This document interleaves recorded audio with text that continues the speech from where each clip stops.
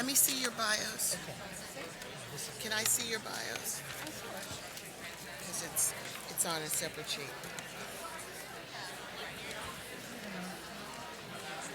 Thank you so much.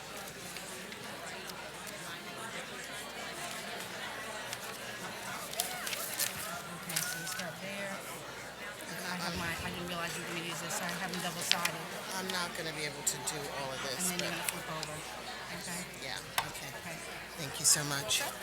Good afternoon, everyone. Good afternoon, everyone.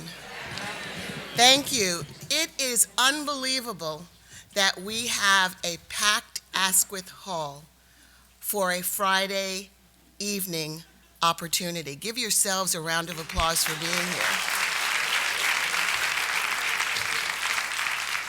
But I know that you are here because of the topic. Everybody's talking about equity, but nobody knows the meaning of the word. Let me just take a moment, though, to say that the issue of equity and excellence is of long-standing here at the Ed School. In fact, it predates the Urban Superintendents Program, but certainly was a part of its core mission from the very, very start. And this Askwith Forum is being held as part of the Dean's Distinguished Series, and it's also in celebration of a network that prepared urban superintendents starting 25 years ago. Before I introduce those stellar educators to you, let me acknowledge that in the audience we have Dr. Robert Peterkin, who was part of that vision. Bob Peterkin.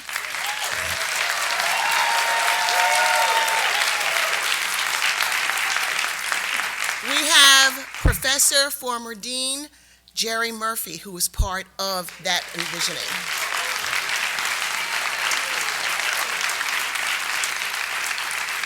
And we also have Dr. Tom Pezant, superintendent most recently in Boston, but a faculty member here and somebody we know and love. They prepared, and other faculty members worked to prepare legions of equity warriors, as Larry Leverett would say, who went out and endeavored on a daily basis to change the world. Would you, members of the Ed School, please share with me give a warm welcome to the returning urban superintendents who are here, members of the Urban Superintendents Program Network who have returned to Appian Way. Please stand, U.S. peers, please stand.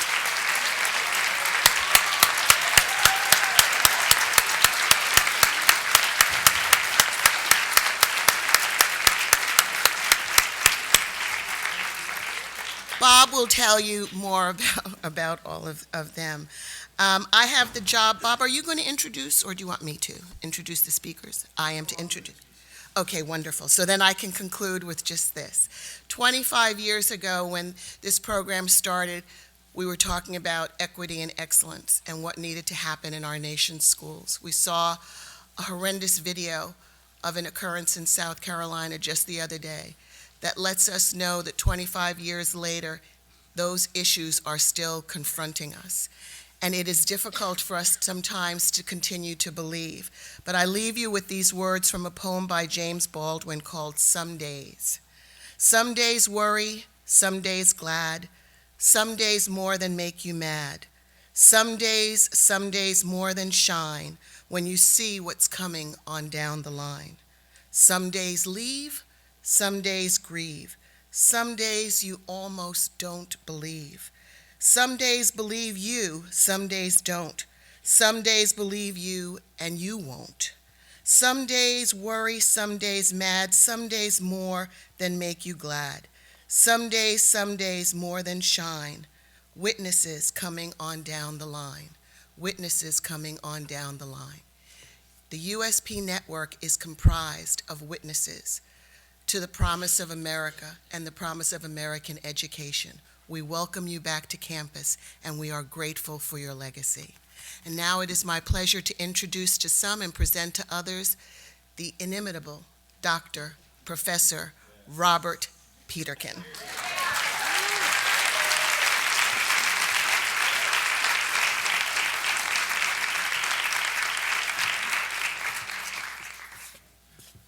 Good evening, everyone. I'm also quite delighted and surprised to see so many people here on a Friday evening, especially since I understand some of you spent the afternoon at the Border Cafe. But we'll see if you're paying attention to later on. USP knows we'll have Marie Sneed give you a quiz at the end of the evening.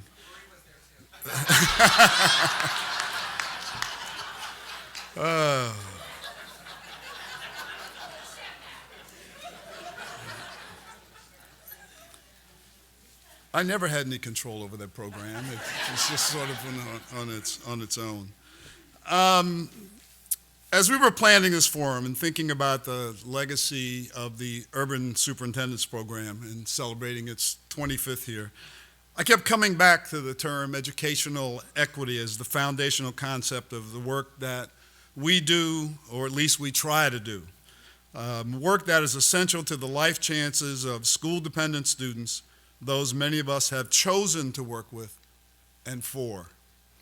So what is educational equity? The most common definition focuses on fairness and equal access in educational opportunity, or opening doors, if you will, especially to advanced opportunities in schools, gifted and talented programs, advanced placement courses. I and others are arguing for a more accountable definition, using that fairness and those opportunities to break the links between race, poverty, and educational outcomes by improving the academic and social success of all students. Now, since I'm nominally retired with time to reflect, I gave some of that time to thinking about the uses and misuses of the term educational equity and the many deflections from realizing positive outcomes. How many communities and school districts espouse educational equity and educational quality until policy and practice changes have to be made that eliminate the historical advantages that a few privileged have enjoyed? What inhibits our practice from creating permanent structures for ensuring equity? How do we train and support our educational leaders so that they can create and sustain such change? The current school reform movement largely ignores this unique mission of urban school districts particularly, to provide excellence and equity for all students. Retreating on No Child Left Behind, the portions that I liked, which were not very many. The decline of federal school desegregation efforts, budget cutbacks, and a pervasive lack of support on the part of certain elected officials have combined to make the equity mission of school districts more difficult than ever to achieve.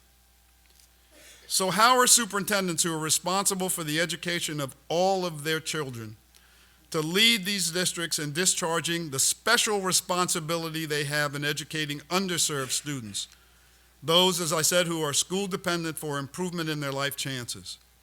How can these leaders move their districts to go beyond providing equity of access to these students to equity of outcomes consistent with that of their most advantaged peers?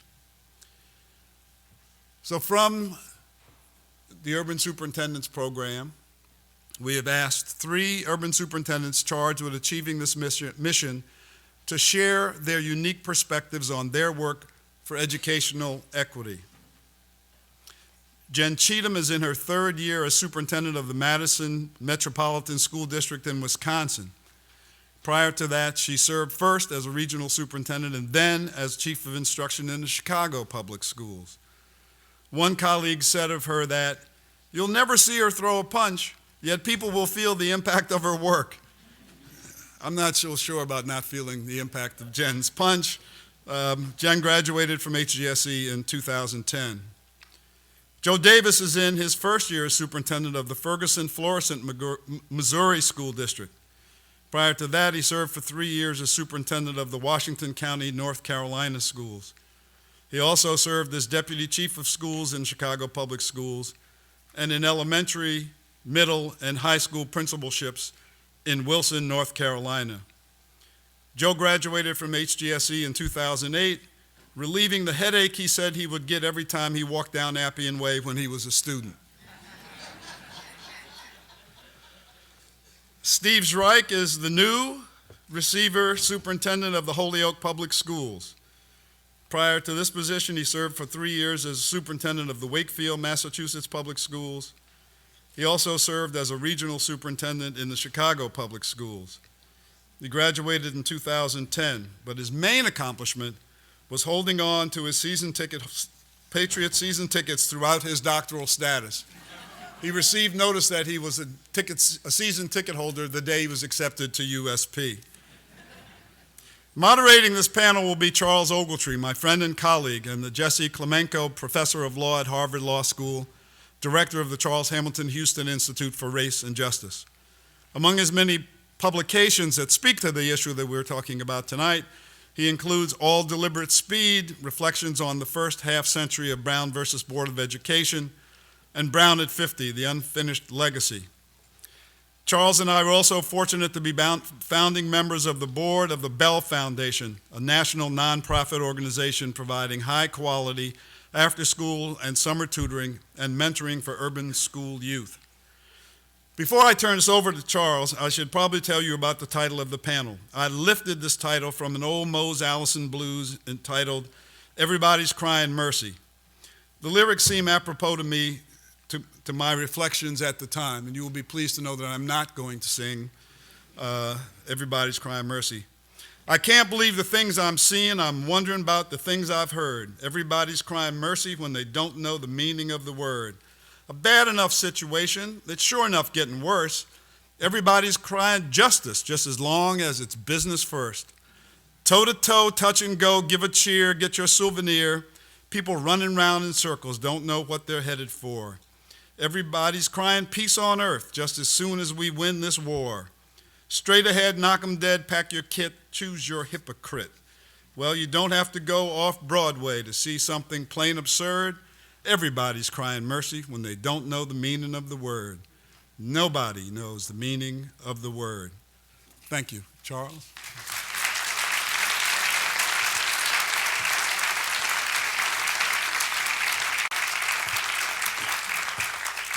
Thank you. It gives me great pleasure to be the moderator of this panel discussion.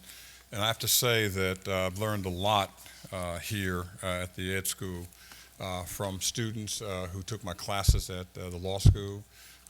Dorian and Brian are two of them, and they were remarkable. I think what's most important is how education has developed over the years, and I think we're going to have some of that, some focus on that today. The reality is that nothing was more important to me growing up as a kid from Merced, California, than education. And that was a sense that I had as a young child. My mother and my father, neither of them finished high school, but they all made it possible for me to go on to school, go and finish high school, go on to college, go on to graduate school, and now teaching at Harvard Law School. Nothing could be better than what I learned. And I remember the experiences that I had as a child. I remember reading books and how wonderful it was to read a book and how important education was. And I remember being at home at night and reading books in the dark, and my mother and grandmother would say, Junior, put down that book. You're going to go blind if you keep reading the books. And I would put down the book until they left. And then I would read in the dark. And I wanted to tell them, but I didn't tell them then. And I feel now that I can tell them that you won't go blind from reading books in the dark, right? But I didn't tell them that because they would spank me if I did. And the reality is that what made me the success that I've been, I give all the contribute to the early understanding of public libraries, how important they were, how many people went to the libraries. Back then, I could check out 20 books that I wanted, and I could go places and imagine things that happened and be places that really made no sense at all to me, but made a lot of sense to people that saw me reading the books, and I was capturing those books. And here at this school, this is a remarkable place to be, to talk about education. It's so wonderful to see the veterans coming back to talk about education again, to hear about education. It's so wonderful for people who are in the program now to understand it. It's also wonderful to have lunch at places like Border Cafe. It's a wonderful place. But what's most important is the idea that whatever you learn is it sticks with you and will be with you for all of your life. We have the superintendents. We have people here who have been incredibly important in the mission to talk about education. And I think that today you're going to hear some people talk about their experiences in education, how important it was, and how they have taken schools. I mean, can you think, how can anybody talk about education in Ferguson? Because you have to talk about it. It's the first place. You have to think about an overwhelmingly black community, but little leadership, little education, little opportunity. But now things are changing, and I think that's very important.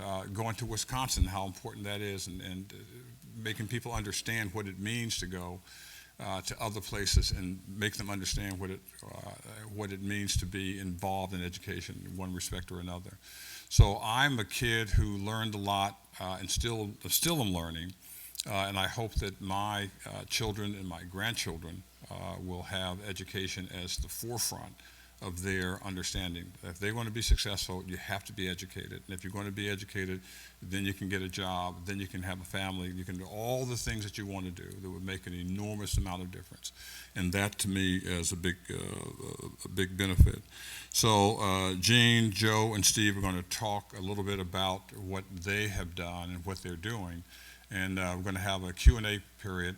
And there's a microphone on the left side and on the right side. And I moderate a lot of programs, and I hate to say this to all these adults, but I just want you to understand you have to ask a question, not make a speech, right? And I know you want to make a speech, but this is not the place for it. You can make it at the break, you can make it at the evening, or write back to us. You can always, Bob is available if you want to write to him or talk to him anytime, right? Right. Write to Bob, right. But I think that think about questions now and line up as you see fit, and try to make your question either to a person or to the group if you want to make that. But try to make it precise and make it focused, and we'll try to get responses. So. And I hope that our panel will now join us, and we'll be ready to roll.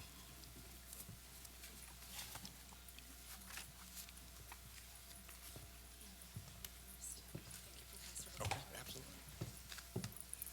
Good evening, everyone. Good evening. As Bob said, I'm starting my third year as the superintendent in Madison, Wisconsin, and I've got to tell you, I'm bringing everything to bear when it comes to leading for equity.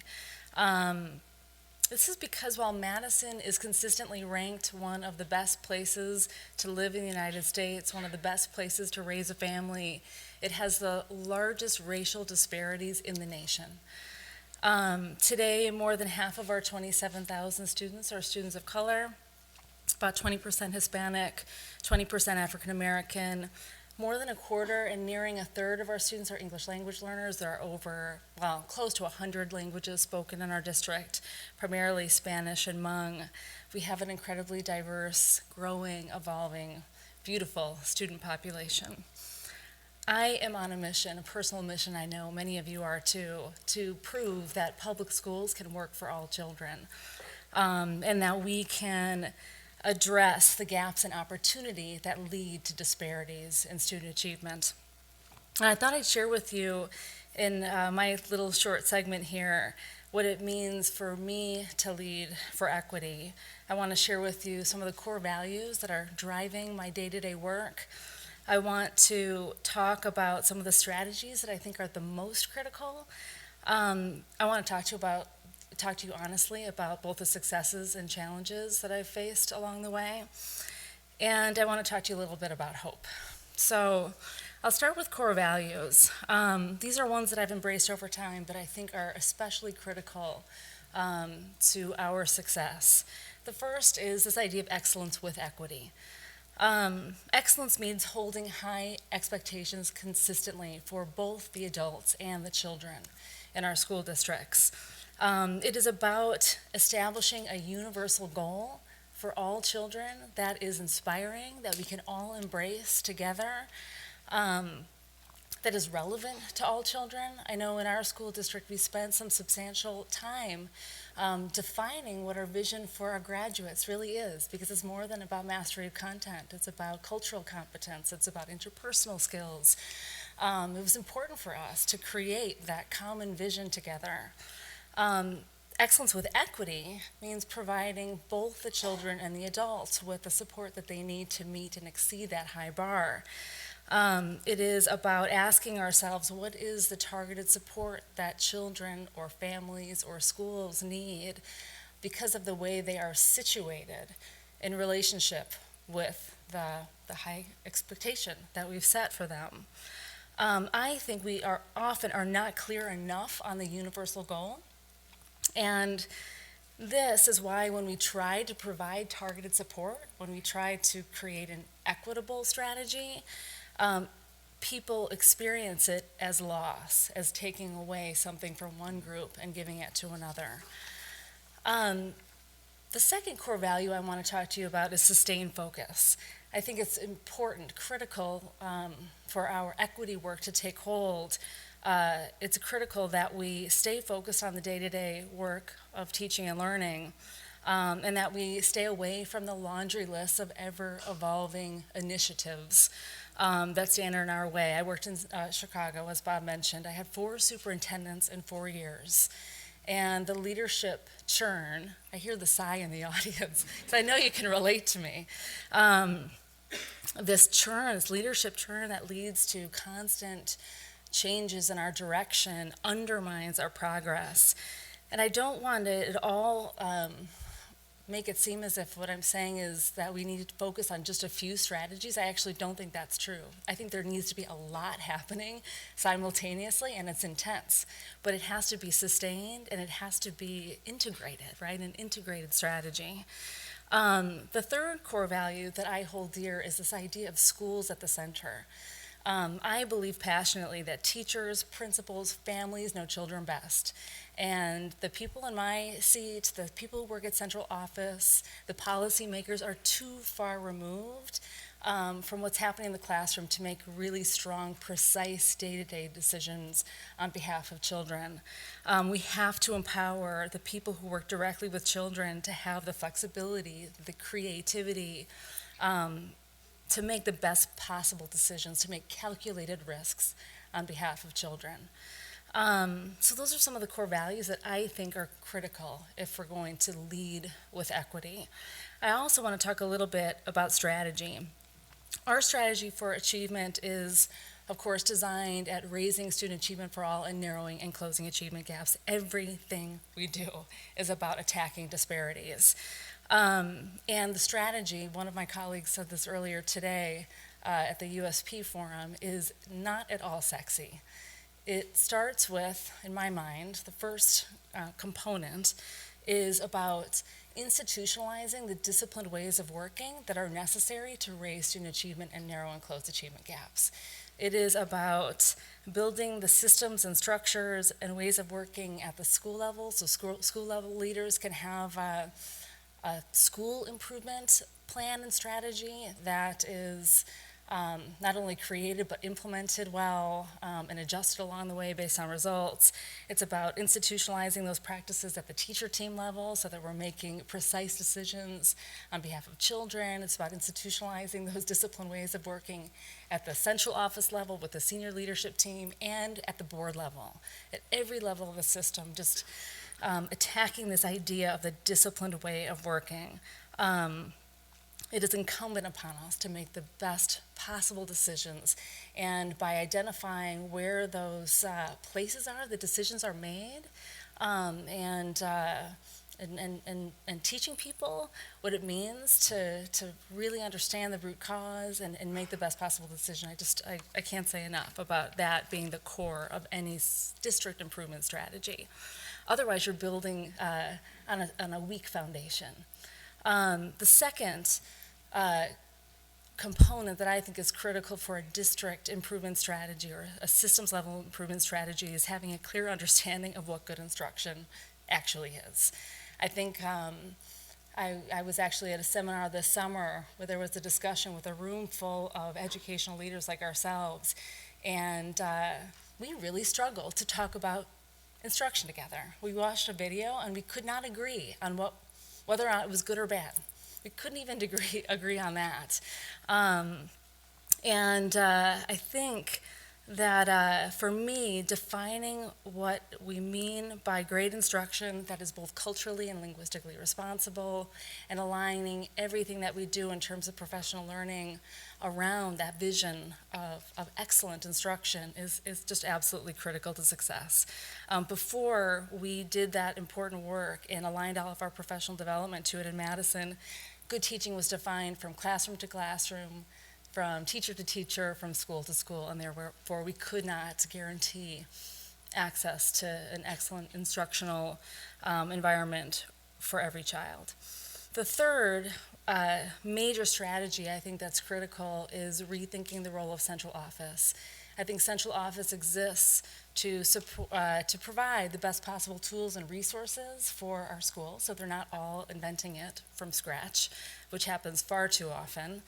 But it also exists to identify and tear down the institutional barriers that stand in our students' way. That is why that team exists. It is, in Madison, examples are all over the place. We're working on strengthening curriculum and instruction tools, policies related to support for ELLs, students with disabilities, gifted and talented students. We're working on transforming our disciplinary practices from punitive code of conduct to a restorative approach to student discipline. We're working on completely transforming the way we partner with parents and community. And we're working on entirely revamping our approach to hiring and induction practices, just to name a few. And there are institutional barriers, right, embedded in all of those existing practices. The last thing I'll say about strategy is, while I think this idea of institutionalizing the disciplined way of working while anchoring all of our work to a common definition of great teaching and constantly identifying institutional barriers and tearing them down, all of it has to be undergirded by an explicit discussion about race, racial equity. It can't, the technical work is hard, but it's also easy. It's easier. But we can't just have a discussion about race separated from the technical day-to-day work, because because implicit bias, as an example, shows up in the day-to-day decisions that we make for children and on behalf of children and families. So we have been working on more intentionally creating the kind of trust and understanding and knowledge about one another's lived experiences that is necessary to be able to, in a teacher team meeting, in a leadership team meeting at a school, at a senior leadership team meeting at central office, be able to press the pause button and test our assumptions before a decision is made. So I think that's a critical element of district improvement strategy if we're serious about equity. It's all about making better decisions at every level through an equity lens. As far as successes go, I think the ways of working that we're establishing, these disciplined ways of working, they're taking hold. I mean, it's real. It's so exciting to see what's happening in Madison right now. I invite you to check it out. There's momentum being built. It's invigorating to me. We're getting tangible results for students across grade levels, across student groups. It's not perfect, right? We've got a long way to go. I wish it could happen faster, but again, we have momentum, and we have broad public support for our direction, which is also exciting. But I wanted to talk a little bit about the challenges and the things that I'm learning every day, and I hope you can relate to some of these. The first is about pace. I've learned that you have to set realistic goals, common sense metrics that counterbalance one another matter a lot, and you have to communicate progress constantly. I'm constantly communicating progress in informal and formal ways. We have a quarterly review of progress that goes out to the masses publicly, a big annual report that's very important to me. I want to be honest and open about what's working, what's not working, and what we're going to do about it. I've also had to really think a lot about the pace and when and how the changes that we're working on at central office impact the day-to-day life of schools. I'll be real honest, last year, I was moving too fast. And all of a sudden, I could feel it. I could feel the tension in schools, that the pace was off, it was wrong. And I had to really take a step back and be more intentional about pacing out how this change is going to occur over time. Again, it's still intense, right? It's still a lot, but we can't break people, right? In our striving for better results for kids. This idea of balancing urgency and the need for sustainable change is hard. It's hard, and we all always have to work on that balance. The second major lesson that I'm learning is about productive struggle. I want for everyone at every level of our system to be unafraid to engage in productive struggle. And I have had to learn how to engage in struggle, usually productive, very publicly. And that's been hard. I'm learning how to be okay with that. We are a public institution, and I want to prove to people that it's not perfect. It's messy, and we're going to try some things. We're going to take some calculated risks, and some of them aren't going to work out. And this is it. This is how it works. I think we all need to teach our country that this is how equity work really looks and sounds and feels. The third is that it's emotional work. I'm a woman, and for a long time I felt apologetic about the emotions that I felt in my day-to-day work. I'd get angry, I'd want to cry sometimes, I would cry sometimes, and I've decided that it's just emotional. It's inherently emotional work. It's about children, and I'm cutting myself a break. And so I want to let you know that. Thank you.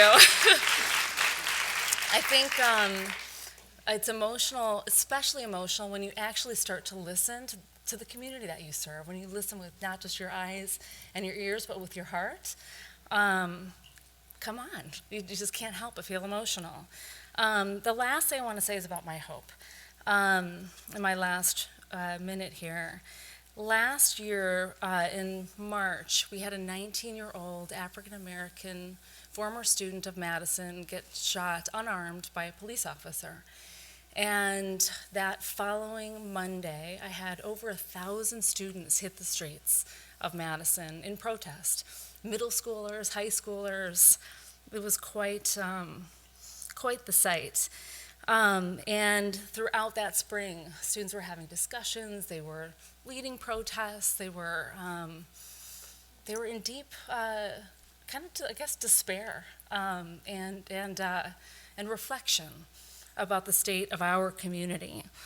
And it was an important lesson for me because I learned that I wasn't just leading and leading with my team, but in this instance, the students were leading. They were leading me. And that brings me great hope. Leading for equity is really about letting the children tell us what they need and following through for them. So I'll leave it there. Thank you, everyone.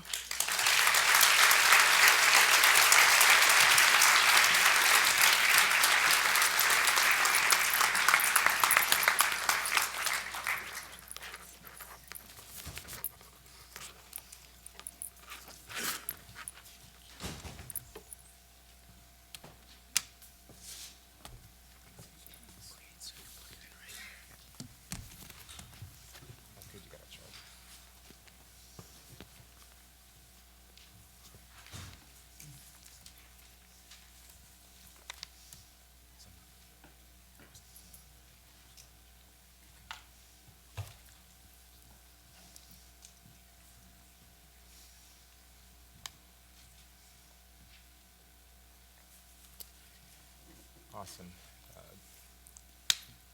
Good evening. Good evening.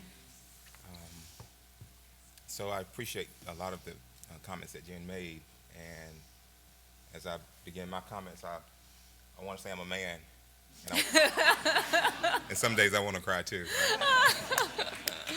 Yeah.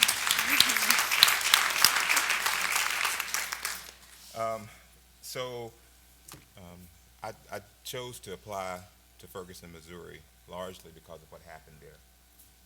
And I have no regrets today. And I can tell you that a lot of it is because of my family, my wife and my son. I'll give them a round of applause. Yeah.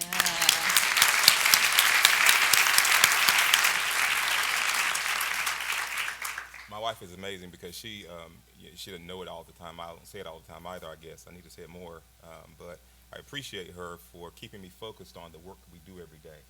And it's really about the children we serve every day. And we're raising a little black boy.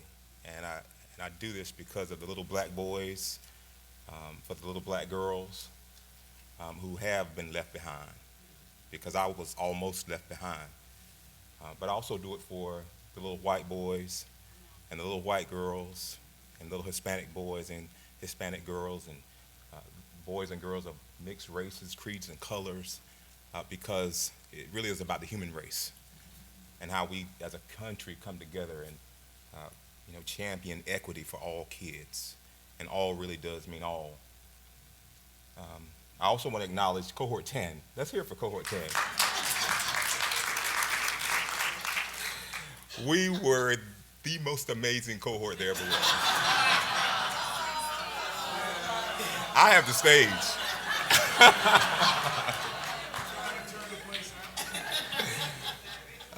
So I want to begin, though, because as Jen said, and Steve will say also, having worked in education for 23 years, and having worked in Chicago public schools, all three of us actually at the same time, and so we saw so many different things in such a large place. And then I was superintendent in Washington County Schools, which is a small rural community in the eastern part of North Carolina. We were the part that you get to before you get to the Outer Banks. We didn't have the money the Outer Banks had, right?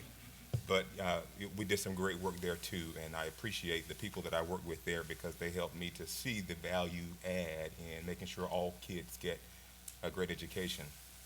So I want to acknowledge just a couple of people before I begin. This first person, you don't know her, Dr. Jeanette Davis. She was our sister, our friend. She passed last year. This is October, Breast Cancer Awareness Month, and I wear my pink tie because of her today, but I didn't change my socks. So when I sit down, please don't. I forgot to change my socks. I had a red tie on earlier, but she was a champion for education. She passed last year in 2014 from breast cancer, but her words and her passion lives on in my spirit as I do this work every day. And I also want to acknowledge Michael Brown, whom we all know, who lost his life. He was a student at Normandy High School, and the tragedy that we all experienced through the media and other ways, how it impacted all of us. And after looking at the issues that unfolded in Ferguson, some of the things that we still see going on today, in fact, just on Thursday we had a shooting of a student of ours at Normandy. He was from, not Normandy, it was in Normandy, but it was actually one of our students. He actually shot himself, and he died Friday morning. And so we were preparing ourselves Thursday morning for some of the repercussions of that. And thankfully, things didn't erupt again, but there's so many issues that we deal with in the community. And I'm happy to say that this time around, we are even more thoughtful around what needs to happen for all kids. Ferguson is actually an amazing place. For those of you who may know anything about Missouri, Ferguson, you didn't know about it until this incident that happened with Michael Brown, largely.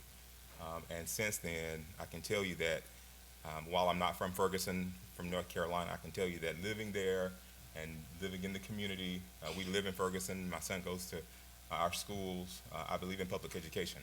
I'm a product of it. And I believe that we can change public education for the better if we work together as a human race. Ferguson now is about 11,600 students. We have 23 traditional schools, one alternative program, one early ed center, and a couple of other science centers, Little Creek and Challenger, that I think are hotbeds for the STEM initiatives that we're going to be undertaking.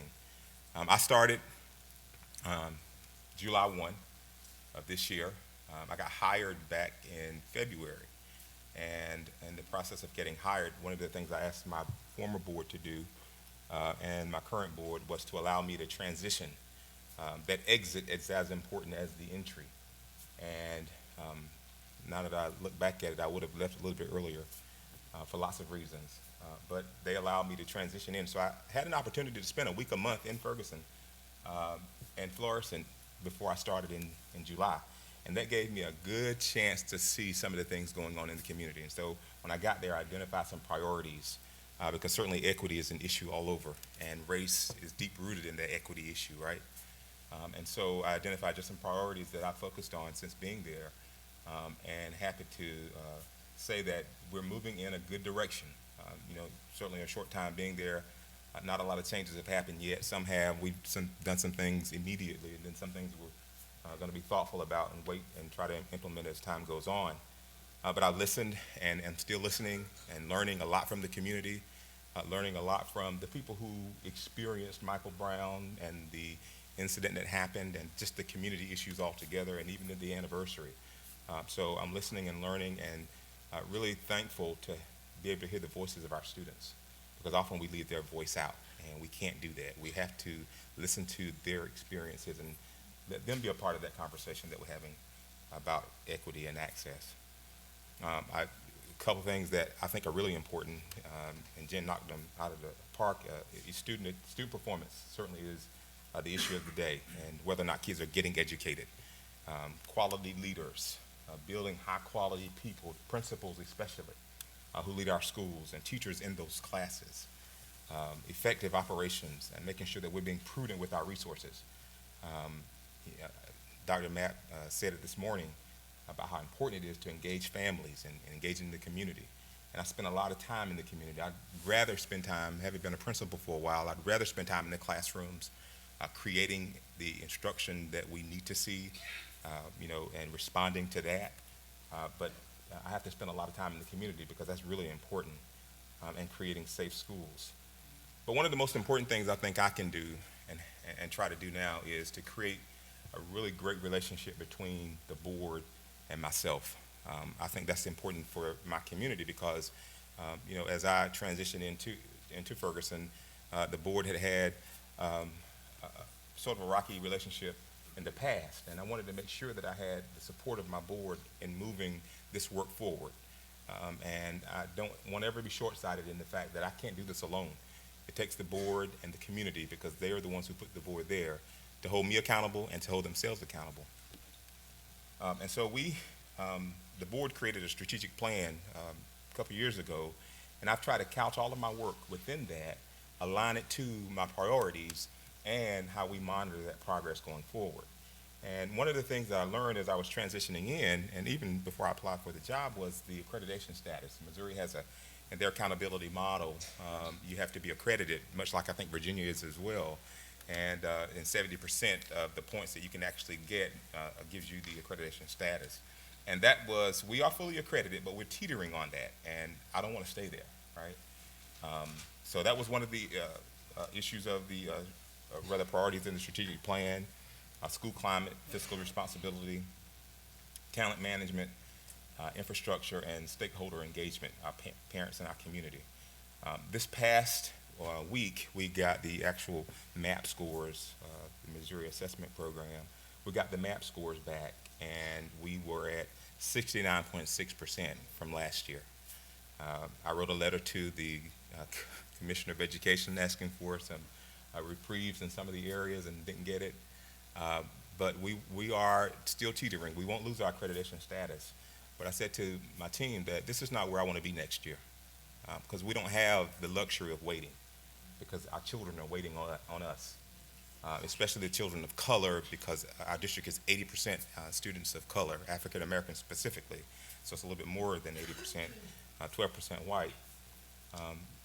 It was a rise from the previous year. The previous year was 65.7. But one of the things I'm fortunate to have in thinking about the priorities is I have a transition team that's been really helpful in helping me to think about this work. So I've been able to learn quite a bit in a few months that it would have taken me alone about 2 or 3 years Bob is the chair of that, and I really appreciate Bob. Give Bob another round of applause. Amazing. And consequently, Bob, those headaches came from those two-on-ones I would have with you and Linda that I would remember coming down Appian Way. But Bob has really been a thought partner for me in helping to think about this work, and I think that's really critical in this process.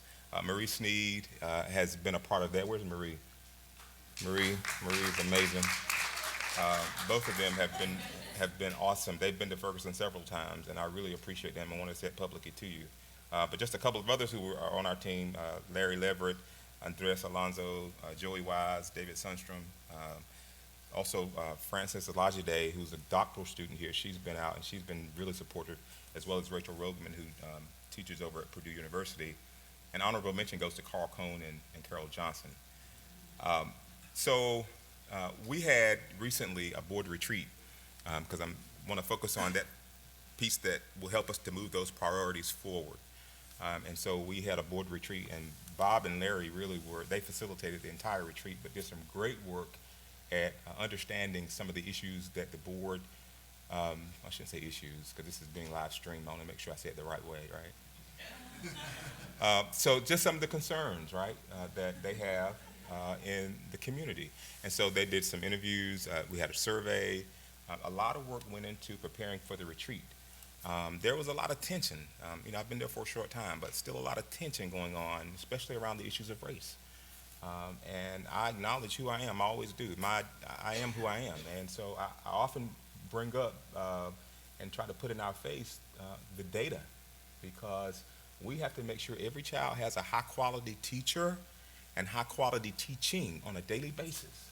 That's a non-negotiable. And so sometimes doing that, policies get in the way. Practices get in the way. And so the board retreat was absolutely amazing, because I think we covered some great ground at shifting their thinking around this work.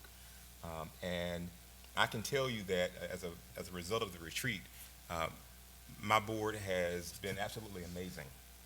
And Bob can tell you, they have stepped back and said, we want you to lead, and we're going to support you. And one of the priorities that came out of the retreat was, one of the big priorities of the three was the policies that we deal with. And we wanted to make sure that the policies that hinder us from going forward, won't be a roadblock anymore. But here's where we've been focusing. We've been largely focusing on what's going on in the classroom. James, Randall, Amalia, Cadero, and Jeff Nelson have been amazing from Targeted Leadership. They're really focusing how we prepare our leaders to be excellent leaders in the classroom. So if you remember nothing else, remember what we focus on is how important it is to make sure that every school has a high-quality principal who understands what needs to happen in every class and how to support teachers in making that happen. And so we're building a framework around that work to build a sort of distribute leadership, so that our principals are coached up and so they become better leaders in their schools. We are just begun working on our equity audit, actually using some of the work from the Panasonic Foundation, the system-wide equity framework and assessment tool, because we want to put the mirror in front of all of the people who do this work in Ferguson every day, and think about what do we look like, and how do we acknowledge some of these issues we're having around teaching and learning, from access to AP courses to access to the best teachers in front of the students who need it most, and access to just high-quality teaching every day. Building strong leaders so that they support that work.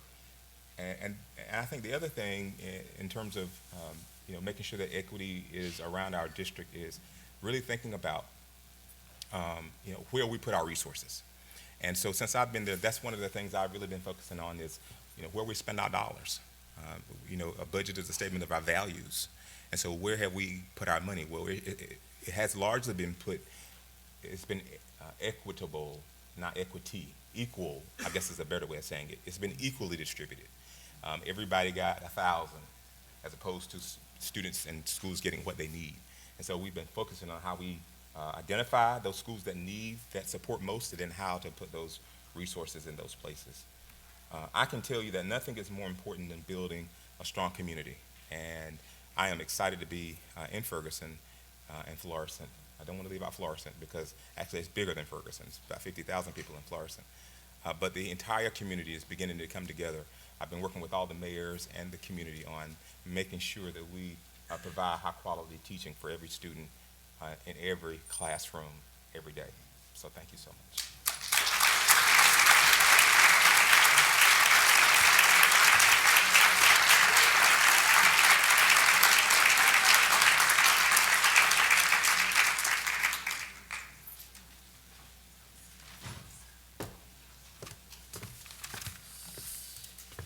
All right, good evening. I'm batting cleanup here. It really is an honor for me to be on a panel with both Joe and Jen, because I had an opportunity to work very closely with them in Chicago, and they're very hard acts to follow, and we learned a lot together during a very challenging 2 years in the Chicago Public Schools. But I'm here to tell a little bit about my story and my district's story, and many of the comments that Jen and Joe made certainly resonate with me.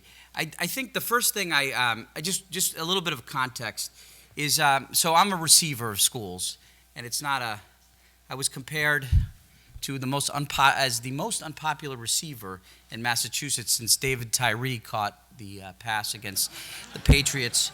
That's how I entered the district. Hope there's no Giants fans in the true story. There was an editorial comparing me to David. But the receivership is a really unique opportunity. It's Holyoke. It was a chronically underperforming district. It has been underperforming for over multiple decades, and it does give broad latitude to the person leading the district around staffing, governance, and the use of resources, and essentially assuming the authority of both the superintendent and the school committee. And it allows for really ambitious and accelerated reform agenda, which is a pretty awesome responsibility and unique to district leaders in a traditional public school setting. It has been one of the 10% lowest performing districts in Massachusetts for a long time, and I would say at this point we are the worst performing district in the state of Massachusetts, with only 20% of our third graders reading proficiently, in a state that has self-proclaimed the best in the nation around performance. But as I think about this work, I just wanted to talk a little bit about sort of my values, and it really starts with, when I think about equity in schools, I think about a definition of excellence. And how do you really define and what the model is, and how I think about excellence. And there are three influences that I have shaped me. My mother is sitting right here in the front row. She's going to be embarrassed that, my mother was a Cuban immigrant who took nothing for granted, and she was relentless about not accepting mediocrity, to the point that she would rip my papers up on a regular basis and rewrite my papers in college. Sort of like Linda Wing did in USB. And also excellence was shaped by my first boss, who is in the back row, Dr. Eileen Woods, who was the principal of South Elementary School in Andover. I began my career there, and Claudia Bach was the superintendent. And she taught me what schools, the potential of schools, what they could look like for kids. We had everything. We wanted nothing. We had a leader who believed in us and who believed that all kids could be successful. And the reason I stayed in education was because my first exposure to the profession was one that I would want for my own child and every other child.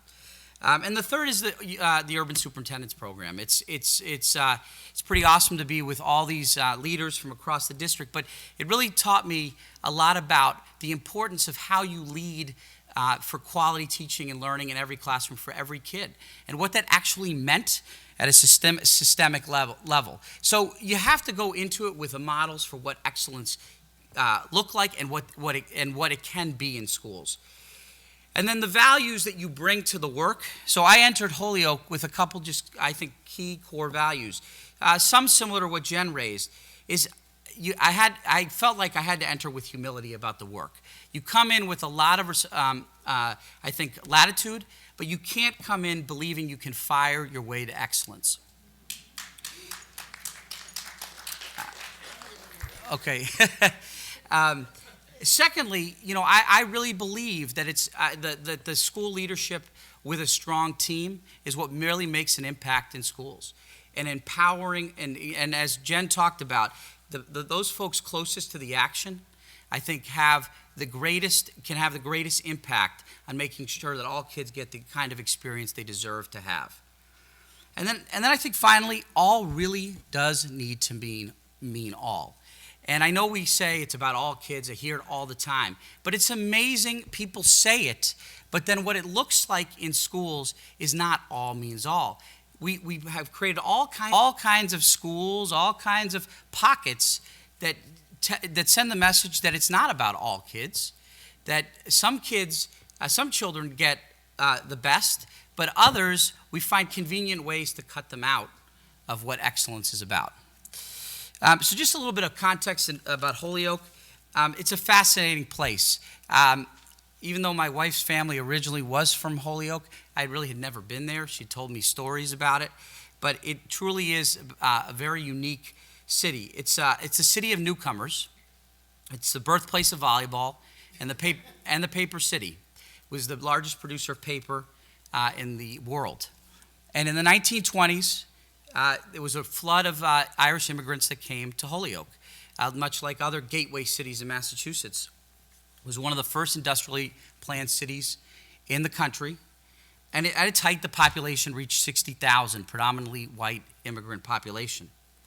In the 1950s, the Puerto Rican population arrived, and over the last 50 years, the population has essentially become 50% white and 50% Puerto Rican, not Latino, but almost exclusively Puerto Rican. It is the largest concentration of Puerto Ricans in any city outside of Puerto Rico, percentage-wise. And geographically, the city is literally divided in half. In the Highlands live the middle-class white families, and in the lowlands, or what is called the flats, live high-need, high-income Puerto Rican families. And the shift in the population, it was even more pronounced in the schools. So now, the schools are now 80% Latino, Puerto Rican, 16% white, and a small percentage of other. And the staff remains largely white, and our teaching staff is 95% of our teaching staff is white. Now, if you look on the Department of Education site, it will say that 80% is white, but that 20% represents all our staff, which represent paraprofessionals and food service workers and the such. 3/4 of our schools are in the lowest 10% of schools in the state, and no school is above the 20th percentile. Our schools are pretty crowded with really worn facilities, and the educational experience looks really remarkably unchanged from a book that I would encourage anybody to read, and Linda Wing had turned me on to the book Among School Children, which was written by Tracy Kidder, and was a New York Times bestseller in 1989. And when you read the book, I read it before I started, the schools are look remarkably the same physically, and the issues and the challenges are unchanged. And the city and the schools have really struggled to adjust to the shift in demographics. And I would say, the schools are really emblematic of the larger city context. And it's interesting how many powerful messages we send to children every day in our schools about who will be successful and who will not be successful. One of the most interesting phenomenons to me was when in my first few months there, I would attend events in the community, and every single event within the first 10 minutes, I would meet a student who invariably had dropped out of school and was asking me to get back into the school system, pleading to get back into the school system. And we really had no mechanism by which to get them back in. We have among the highest dropout rates and the lowest graduation rates in the state, and we have students knocking on our door to get back in, but our system is not set up to support some of our overaged and underaccredited students. So just a few observations in my short time, which I think may be instructive and informative to the conversation for the rest of the evening. And this is not just true about my experience in Holyoke, but it's true about my experiences in other districts as well. We have many educators who are really disconnected from the experience of students. It's unbelievable how the homes, and we have neighborhood schools, the housing developments are right next to the schools. And our staff really know very little about our kids and the experience that they have. And we wait for parents to come to us. And they're not coming because they're not happy. And I'll get into that in a second. The other thing that's startling is the lack of student voice and the opportunities for students to have voice. It's one of the things I took for granted. I was superintendent in Wakefield, and my colleague is in the back, who was the principal of Wakefield High School. And I saw in a suburban high school, Dr. Smith is back there, in Wakefield High School, students had a voice. In this suburban school, they had a voice. I watch as our students really don't have a voice. In fact, I had two students, Puerto Rican students, tell me the other day, they had emailed me directly, which is interesting how that happens, and they told me that they felt like the student council was for some kids, students that were not like them. We didn't go into what the details of that meant, but I think I know what that means.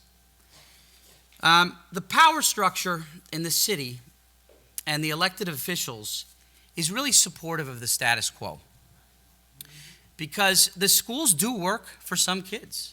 We have students at Yale. We have students in Ivy League colleges. We have students doing very well. Very small percentage, but they're doing well. And many of those students are connected to the political structure. Their families are connected to the political structure in the community. And that's a challenge that we face. The system, I think also, and school systems, also see culture and language as a deficit rather than as an asset. And I think this state in particular does not see language as an asset. And that's really troubling when you have students who are developing language every day and families that bring so much culture to our schools. Right now, we are preparing for the St. Patrick's Day Parade in Holyoke. Right? True, we are preparing for and every school has got a float that they're preparing. Yet, this is National Hispanic Heritage Month. And we're not celebrating it in any systematic way. When we think, my next point around the challenges that I've seen, when we think about teaching to our students, our ELLs, our majority population, we also sometimes don't have the right recipe for the direction that we're going. There's this assumption that because they're Latino, that they're recent immigrants here, and that we are going to treat them as such. Well, the truth is, that's not true about our families. Very different from my experience in Chicago, where I was working in the Mexican immigrant part of the city. We have students this is multi-generational for our students. They come with a little bit of both languages, and the fact is their parents were here and had very bad experience in our schools. And they themselves have struggled with academics and language, but the solution is not around our supporting these English language learners. Is not the same solution or the same supports that you would provide students who are recent immigrants. So we've got to make sure we're much more targeted in our approach. And then finally, really appreciated Karen Mapp's comments today. We've really defined the wrong family problem. Okay, we've defined the problem as our parents are the problem. They are an excuse that I've often heard excuses that they don't care, they don't want to be part of our schools. Nothing could be further from the truth. The problem is they don't want their kids in our schools. That's the problem. They don't have confidence and trust in us. We've lost the trust and the confidence of families. And if you talk to them and you really listen to what they have to say, that's what they're saying. They deeply care about their children. They deeply want their children to be successful. But if they had choices, their choice would not be to send their children necessarily to our schools. So just a couple thoughts on the opportunities and the next steps. We very successful this year with a home visit program that we started with 100 educators. It's begun to break down some of the disconnect, and I applaud. We have many teachers who are really invested in going into the homes of our families, and it's amazing what that's done. It was a last-second summer work that we did, but the response has been so positive. I think there's a lot for us to learn about that being a strategic initiative for us moving forward. I think there's got to be more opportunities for our students in our schools to learn about themselves. And we've just recently launched a course with UMass on Puerto Rican culture in our high school. And what's interesting is the professor had said to me, "It's amazing, Steve, how little your students know about their history."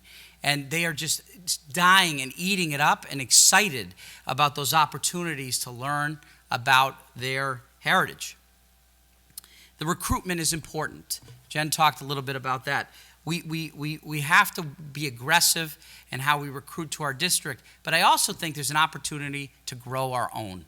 There are many of our own students who want to give back and come back to our community, but we've, of course, got to get them through a rigorous high school experience into a college experience that will let them come back to our community. So we're working with local universities to think about a Grow Your Own, where we would identify these students at a very young age, at 9th and 10th grade, to be part of a program that they would come back and teach in our schools. There are many teachers and community organizations that want to have this conversation. And we can't, and I've got to tap in, we have to tap into that.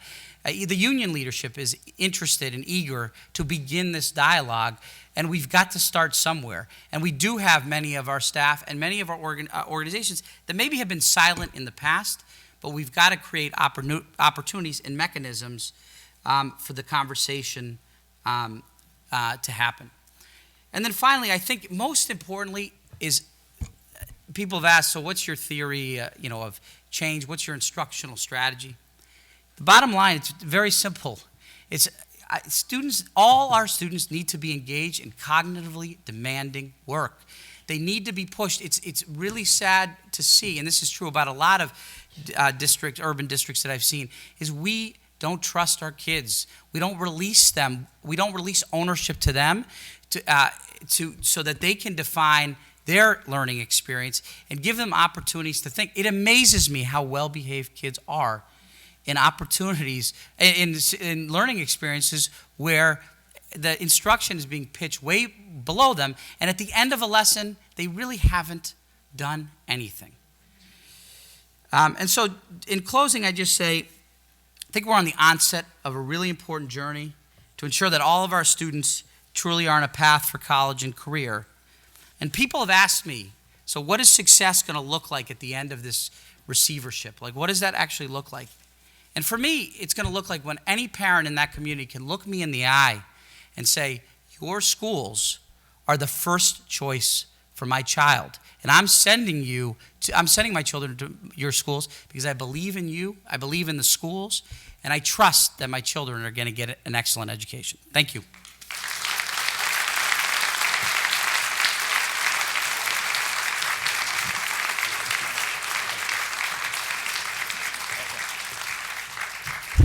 All three of the presenters have been terrific. Just give them another round of applause. They're terrific. Yeah. This is your time as people in the audience. People are going to respond to the comments that made by the three speakers, and they'll take questions from anybody. There's a microphone on the left and a microphone on the right if you want to stand there. And I wanted to ask one question it has nothing to do with education and equity, but it has a lot to do with education in the classroom. And your views about what's the role, is there a role, because I've heard a lot of different points of view about it. What's the role of police in classrooms? Oh my gosh. You want to take it? I'll start. Okay. We've been having this discussion in Madison quite a lot because of what happened this past year. I don't think they have a role in classrooms. We have police officers assigned to each of our high schools, but we have been working very closely with them to understand what their role is, at what point they intervene. I mean, they are certainly members of the team that keeps a school safe and secure. But I think it is incredibly important that they are not getting involved in day-to-day disciplinary relationships between educators and students. We are absolutely committed to restorative practice in our schools. We understand that children make mistakes. They need opportunities to learn from those mistakes, restore relationships, and we understand that sometimes students act out in school not necessarily because of anything that's happening in their lives, but because of the environment that we've created that they're responding to. So that would be my comments. What do you think, guys? We've actually been having a number of these conversations. Like, we've had some troubling incidents where the police have come. We have 2 officers at our 2 high schools and have come in and arrested children in cases where I'm not so sure that needed to happen. And the conversations are really, one of the issues has been is they're now carrying tasers in the schools, which I have a real problem with. And to Jen's point, I'm not sure I'm convinced that they're needed. Well, if we get to the place we need to be, I don't know that they would be needed in the same way. But the conversations around the fact that our students have had a lot of trauma in the community around law enforcement, trying to educate them on that idea and understanding what it means to actually even pull out a taser. Mm-hmm. And that was probably the biggest source of friction the police chief and I had.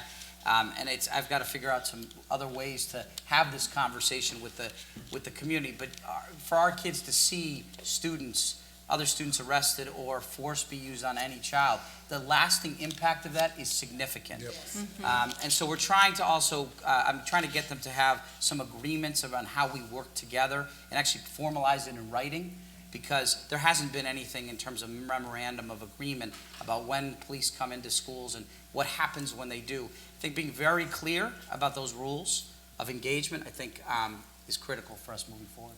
Joe, you want to comment? Well, I think, for us, we do have officers in our classes, DARE, drug resistance, youth resistance education. And so there are a lot of, in our community, I can tell you that the police doesn't have a good relationship with our kids. And that's kind of obvious, right? But I think what we have to do is help them to understand what their role is in the community and also understand how to coexist, if you will, because especially our high school kids, they see the police and authority as someone who isn't a friend and who is not going to be there to help them. And I think that we have to shift that relationship so that it is one where we work together. And our kids need that. So I think that instructionally, no, but around other issues, I think we have to have some kind of relationship that is pretty clear in terms of what their roles and responsibilities are. But I think building a positive relationship with students and law enforcement. Great, thank you. A follow-up question on that. I think everybody saw this videotape just recently of an African-American woman taken down and dragged out of the classroom by a white police officer. And that's been news. It's happened more and more again. So it's just something I want you to think about. We could do questions and you can respond appropriately. We'll start here to the right. I just want to say thank you for being here. My thoughts on equity is, first of all, correct me if I'm wrong, is that it's inherent and should be obvious in that we are all human. which brings me to the title of this program. Everybody's talking about equity, but nobody knows the meaning. My question is, how much of that do you think is feigned ignorance, and that people are very aware of equity when it comes to their own children and go out of their way to keep their lives and their children separate?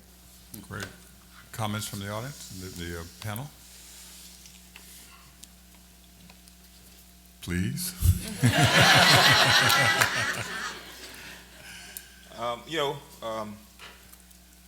So I deal with parents all the time, and I think that when I just think in particular about some of the parents I've dealt with, and I got one lady in particular in my head, Miss Edwards, and she often advocates for her child, and so I think that when I think just about how she goes about getting access for her child, she's advocating for her child, and she wants what's best for him, and I think that when we look at it from our roles as leaders, we have to be clear about what that looks like for all kids, right? And so when I think about her, she goes beyond the call of duty sometimes, but I don't know if she absolutely understands what it means.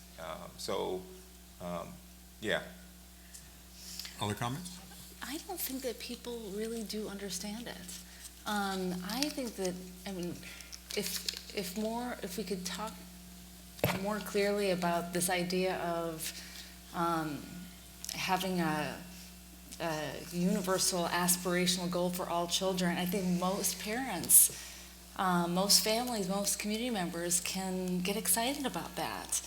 And I think it's I said this in my comments before, when that is absent and it's only about the targeted strategy, some kids getting more and some kids getting less, that's where we hear and experience the sometimes pretty violent disagreement with that targeted approach. But I think it's because it's absent this idea that equity is meaningless unless there's a universal goal. Like, there's got to be a high standard, to some of Steve's points about rigorous, challenging, meaningful instruction. So I honestly think that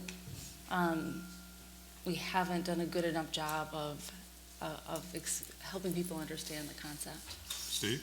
Yeah, I do think people don't understand it. I don't think they understand how the system contributes and exacerbates the issues. It's amazing to me how people don't see it. They don't, I think there's some subtleties that are hard to see, but I think even, I think people don't, because they don't experience it in the same way that some of our poorer families experience the school system. I don't think they understand that the system is actually, there's so much inertia pushing for the status quo that I think there has to be some education around showing people. I think there are some aha moments that come, and there's things that I've said at times. I think the light bulb, well, gotta be careful with what I say, but I also think there are moments where you see the light bulb go off, because if you're an English dominant speaker in our school system and you know how to play the game, the system works for you and it's pretty easy to navigate, right? But they've never experienced anything other than that, and so showing them and demonstrating that, I think, begins to change.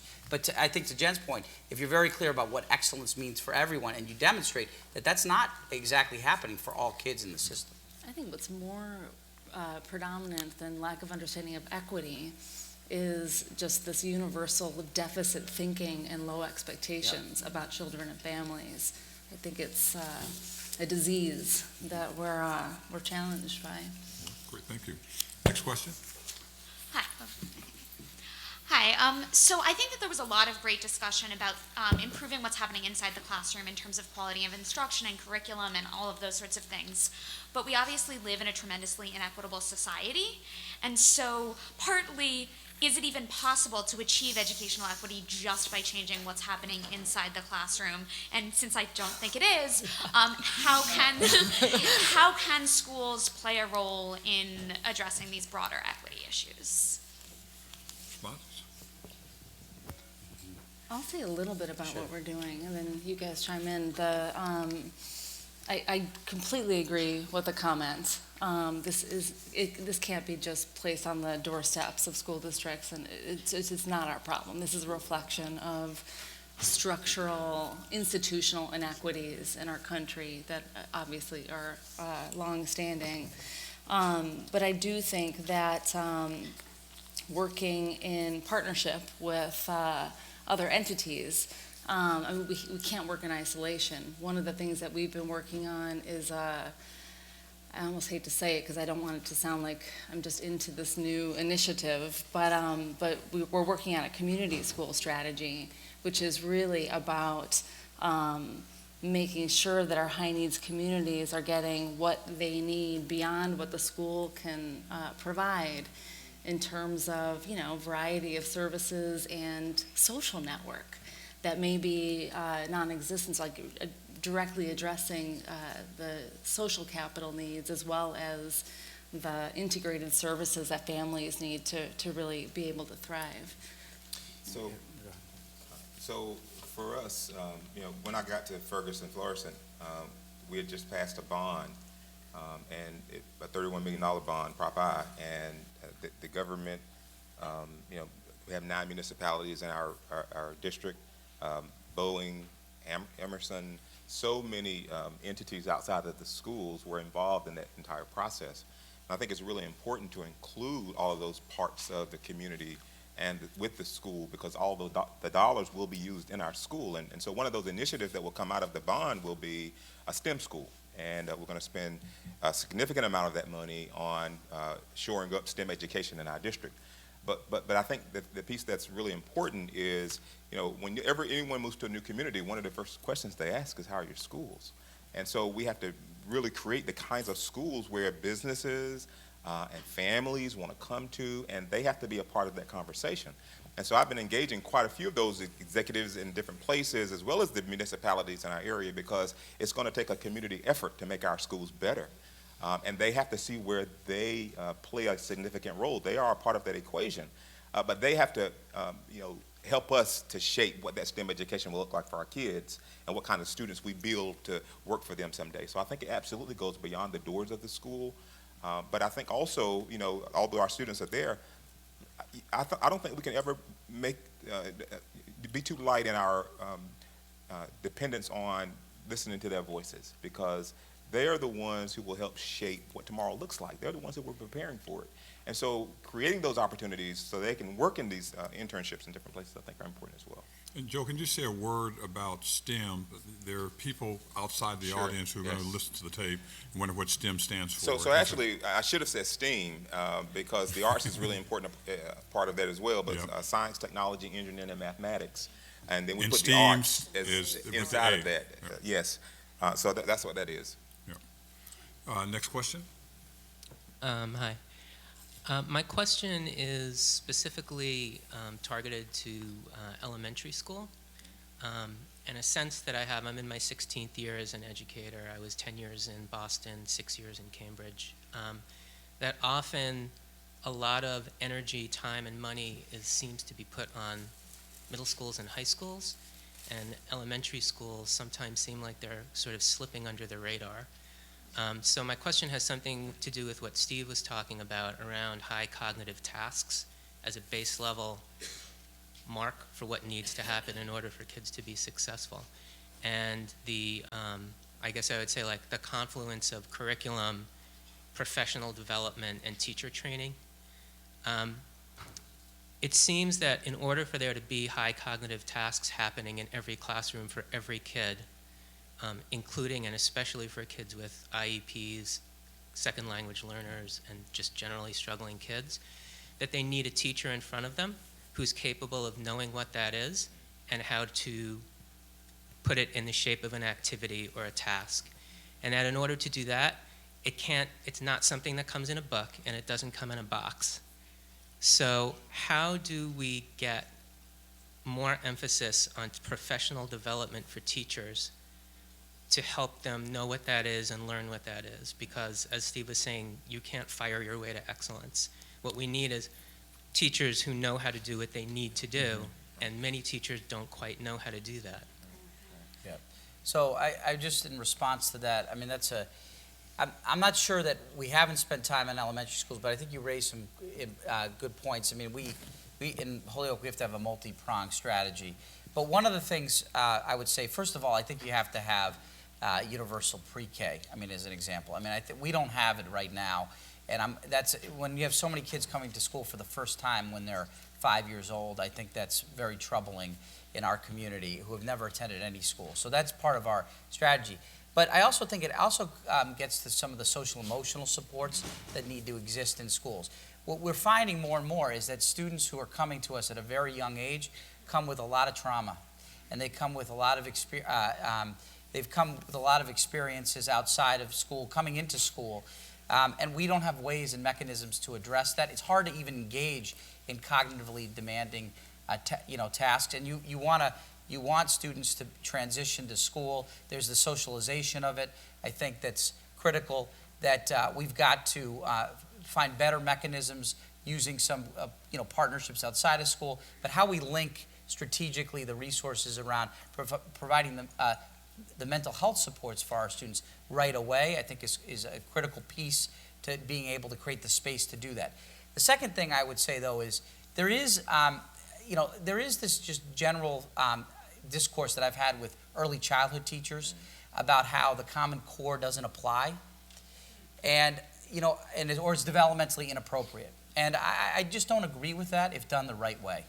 And I think part of it is, how do you have purposeful play? How do you integrate purposeful activities for students that allow them the social development opportunities that they need, but they can engage in my 5-year-old, she can engage in some really, her critical thinking is very strong, and if you present her with opportunities to have those discussions, they will exist. It just can't be we're going to take the whole year to transition people socially, socially transition you to school.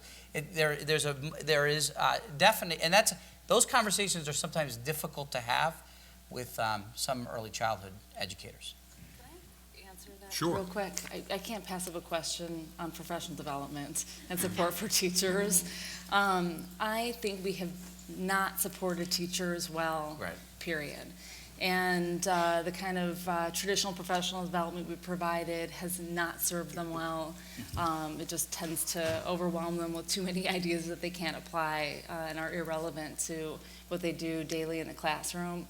I do think teachers need injections of new knowledge about their practice, but they need time to genuinely collaborate with their colleagues, to plan their units of instruction and lessons, to have time to reflect on student progress so they can make adjustments along the way. And I believe still passionately to this day that teachers also need instructional coaching that is individualized so that they can improve on the things that they individually need to work on.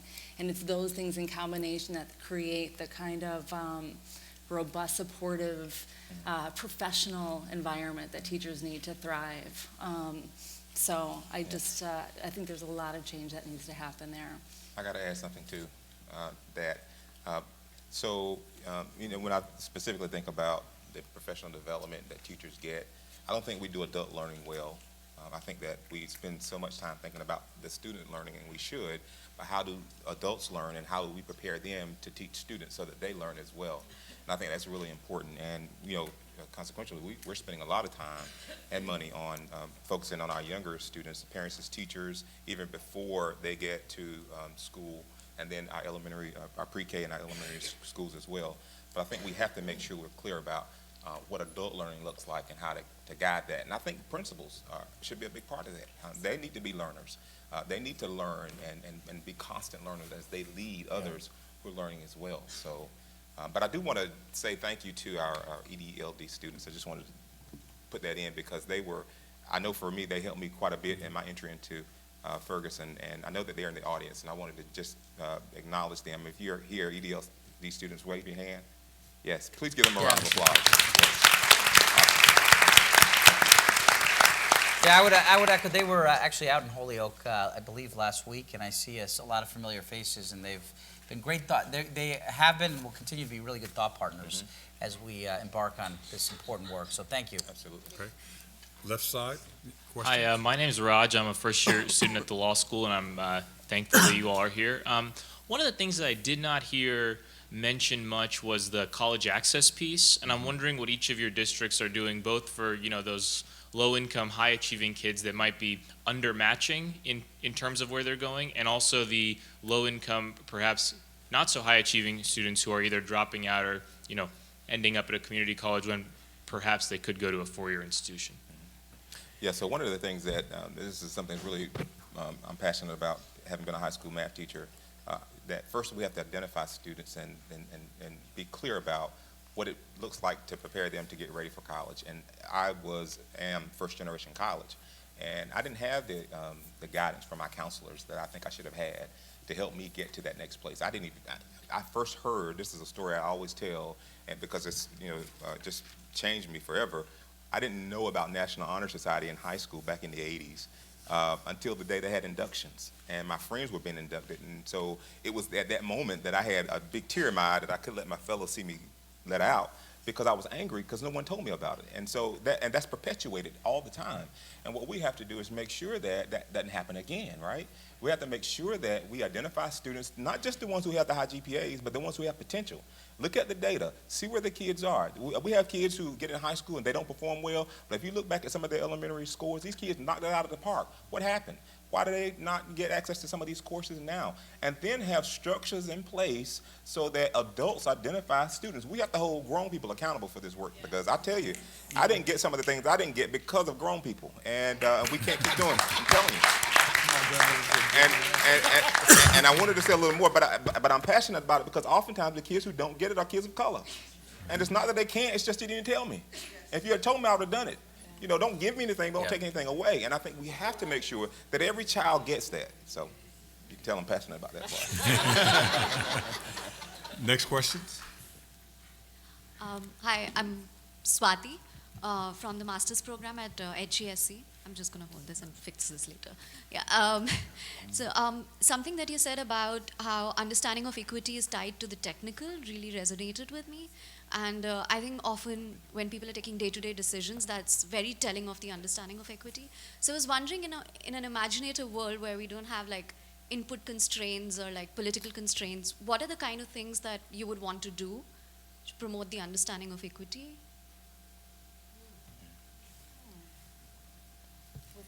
The political constraints or the financial constraints? Oh my gosh. So if those weren't in place, was that your question? No constraints? Can you just restate the question one more time? I just want to make sure that we answer it well. Someone used to having no physical restraints. I know, I think we're all sort of, we never get to think of this way. We're always in constraints, right? But if there was no constraint, what are the things you would want to do to achieve the goal of equity? Yeah, well, that's better. No, but I think, I think we have to be clear about, equity and what it looks like and where it isn't, right? And if there are no constraints in place, let's identify those places that have the biggest need, right? And be clear about that. And then what are the things that have to go there to change? I mean, you read Leading for Equity, the study that was done in Montgomery County, Maryland, and how when Weeks was there, he went in and he took a look at the green zone and the red zone schools and began to reshape how we did the work around putting the teachers that needed to be in this area and the resources that needed to be in this area. Charlotte and Pete Gorman did the same thing. How do we be clear about here are the places that have the biggest needs, and don't be afraid to move people around and put them in the right place. One district I was in while I was principal at, teachers had a choice where they would teach at in the district.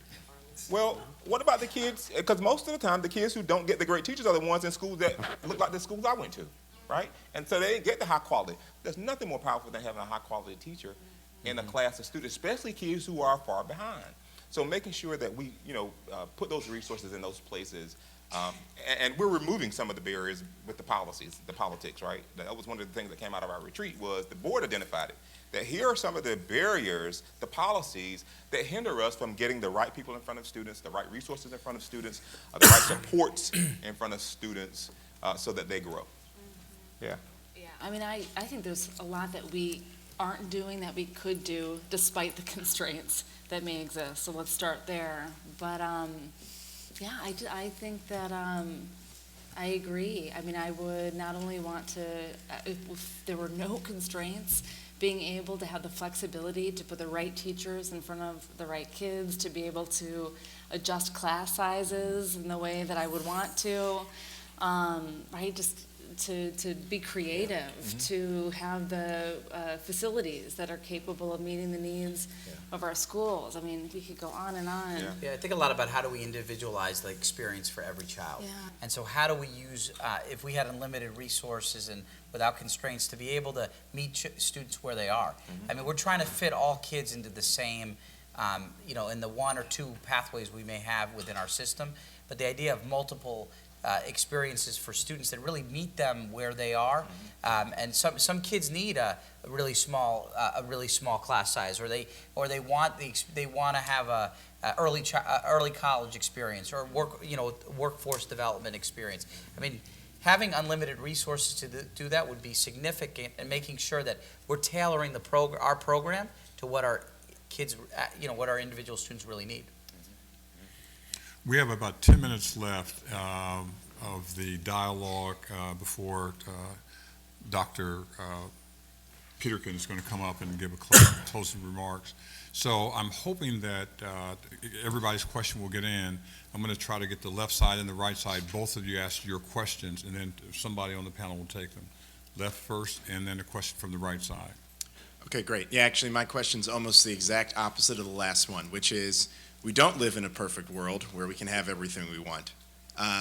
So understanding that we have, and I'm just going to name it, an institutionalized racist educational system in America right now, understanding that equity is not present, and understanding that in order to move towards equity, likely you're going to have to move against power, places where power exists. I'm curious if any of you have had experiences of how you manage the political space around moving towards equity in a way that might make some unhappy. I'm just curious if any of you could share examples of that, because I know look, I'm a first-year EDLD student. I'm going to be getting out there and doing this work, so I'd really love to hear what some of your thoughts are. Okay, save your thought. Everybody's Okay. front. Question on the right. Yeah. So I am a master's candidate in the school leadership program, and the more I sit in audiences like this, as well as Dr. Alonso's class, I think about what does that look like to be a systems level leader as well, and opening up that thought process of something to consider. I actually had a question for each of you. So we'll see how this goes. The first one sort of goes towards his question for Madison. You talked about the central office being, how do we break down barriers to achievement? And so I'm curious if you can give a concrete example of how you've done that. In Ferguson, there was a statement, we all know about the situation that happened next door in Normandy schools. And so sort of is there an opportunity to collaborate between what you're doing in Ferguson and Florrisant to what happened in Normandy and how the state sort of intervened and brought those kids back to that district?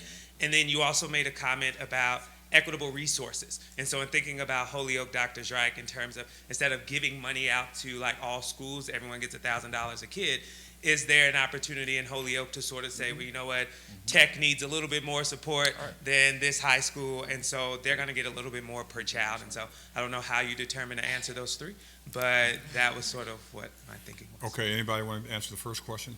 Gentlemen? Yeah, can I give you an example? Yeah, go ahead. Yeah, go ahead. And I'll get yours both in one answer. The example I would give, I've got so many I could draw on, but one of the more recent is when our district moved away from our former punitive code of conduct, which was affecting disproportionately African American boys in particular and students with disabilities. I see lots of heads nodding. We made that shift over a year ago. Last school year was the first year that we were implementing a new, more restorative approach to behavior and discipline across the school district. It was a hard year last year. Hard. I would almost call it somewhat traumatic, in that there was a lot of, just a lot of anger about the change. And some of it was, I shouldn't have been surprised, I suppose, but it was surprising to me. And, but that is an example of something that the central office needed to do, which involved professional development for staff, communication, resource shifting, and new kinds of allocation to make the plan successful. I think we're actually in a really good space. We've seen great results, over 40% reduction out of school suspensions as an example, 1,700 days of instruction won back for students, and mainly students of color. So important work, and work at the central office had pretty. Yeah, I'll answer the question, same thing I can answer, I think, with both questions with one example. I think the resources, we definitely have flexibility to do that, and we are doing it. I think to do what you had asked the question over here is, first of all, you have to be courageous. You got to be willing to have those conversations. Right. You've got to lead with courage. One of the things we're doing now, and it's not been the most popular, is really focusing a lot of resources around our dropouts. And that's not really popular because they've already left the system. And this idea that we're bringing them back, we're investing in an engagement coordinator and creating a pop-up center in the community, creating opportunity for credit recovery in the Boys and Girls Club. You know, there's a tremendous amount of resources we're allocating to bring students back. And it's creating, there's been some friction there because we have limited resources in what we can do. But sort of the attitude is, those students have already left. They're not even going to, some people say they don't even count towards your graduation rates because they're so far out of the system. But I think we have a moral responsibility and an obligation to educate those children. Yeah. I think engagement would be the single word I would use for both of you because I think you have to engage. We're engaging our union, for example, our board, myself, and other people in the community. I think you have to engage the union and around issues of policy because what you don't want to do is leave people out. So you got to have them at the table, but you have to have the courage to engage and the courage to stand up for what you know is right and then put it on the table and stand on it. And likewise with, you mentioned Normandy and 23 districts in St. Louis County. We're number 22 in terms of performance this past year. Normandy was at the bottom.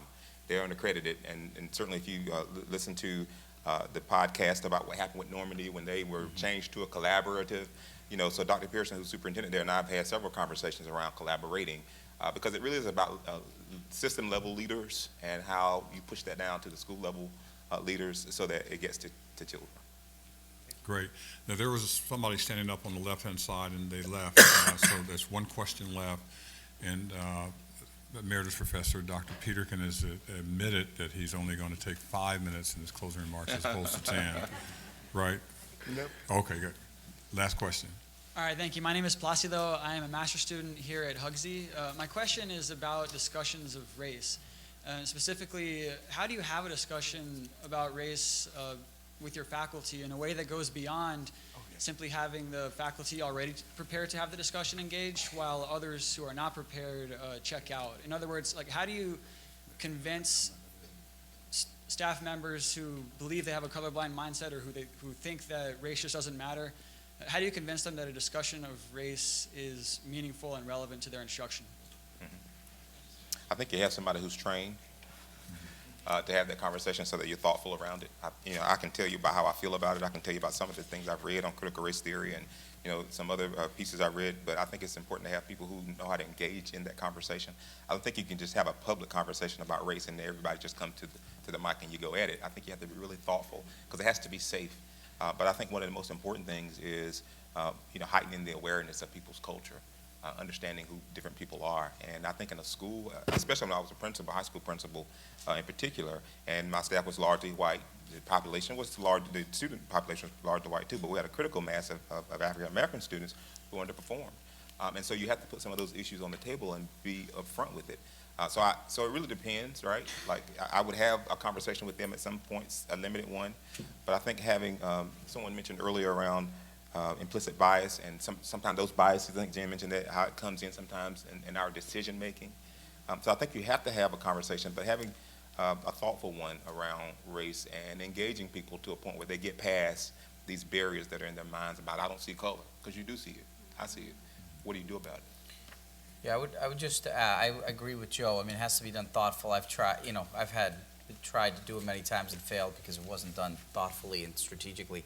But I think one of the things I'd add to that is the student experience. I think it's really powerful to have folks in your system hear what students and families have to say, because that's just, that's data, that's evidence that you just can't discount what their experiences in the school system, your own alumni, your current students, and their accounts, I think, are powerful to stimulate discussion, because it's real for them, and they're educated in your system.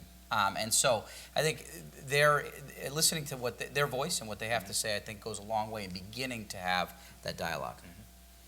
I think I would just be repeating the comments that I made before, so I'll keep it very short. I just think you cannot have real honest discussions about racial equity, bias, without building trust and understanding. We have to know one another well as human beings and honor everyone's lived experience, right? We were born where we were born. We didn't actually pick it, none of us.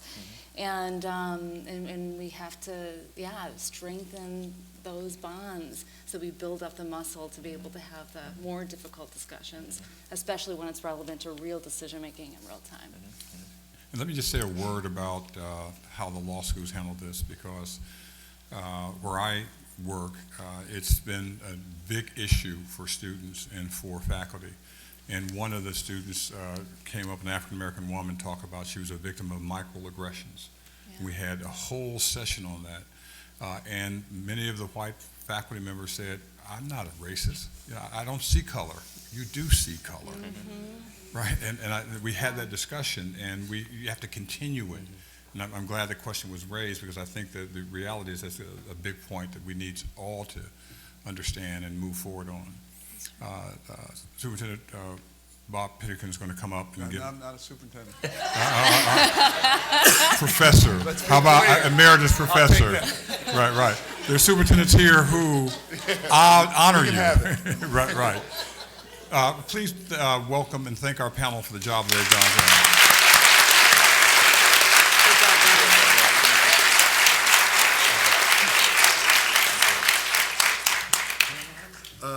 Thank you, guys. I really appreciate it. I've got two sets of comments, and keep them short.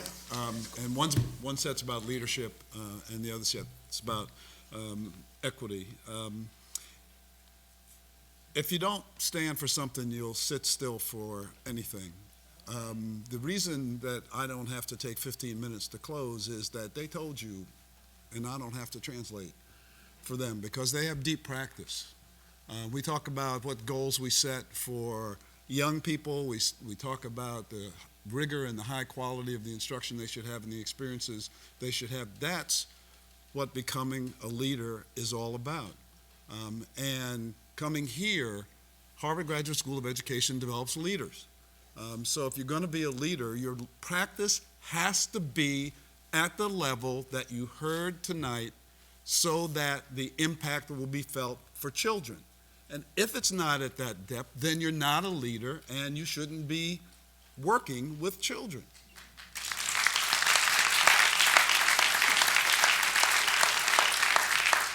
As a leader, you earn the right to work with children. You heard people talking about setting goals. When I heard the question about having unlimited resources, I immediately thought to my time as superintendent of Cambridge, where I have unlimited resources. Kenny, Salim, wherever you are, the new superintendent, you will have unlimited resources. But that doesn't mean that you have the ability and the knowledge to use them appropriately to move the needle for kids. And that's been the difficulty. So yes, having sufficient resources is important, but also knowing what to do with them, knowing how to develop quality leadership, develop quality teaching every day, to have high, rigorous standards that aren't knocked asunder every time you have a budget crisis. These are the facets of leadership, and these folks just demonstrated them. To be arrogant about it, I could ask them to sit down and bring 3 more people from the Urban Superintendents Program or from Tom Pazant's time, from the Administrative Careers Program that preceded our USP, and I would certainly hope that the ED-LD program, when they leave here, are going to be of the same quality of these people we have here. That's my speech.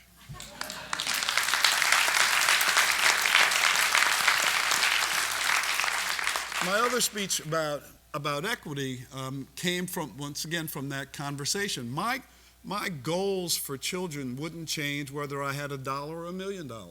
It's not the goals that change with your resources. Your goals don't change.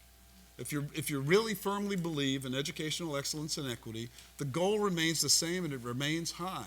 It's the strategies, as each one of these talked about, the strategies that you employ, the communities that you work with, the professional development that you put together, and the pacing and the limited number of strategies that you employ that will get you where you want to go. And that's an equitable outcome because it's an outcome that it meets a high standard. It doesn't say we're not going to reach the third grade reading level this year because we got $1,000 less per kid. Unacceptable. How are we going to reach that goal is what's acceptable. Hope you all learned something tonight. I did. Thank you all very much. Have a good Friday night.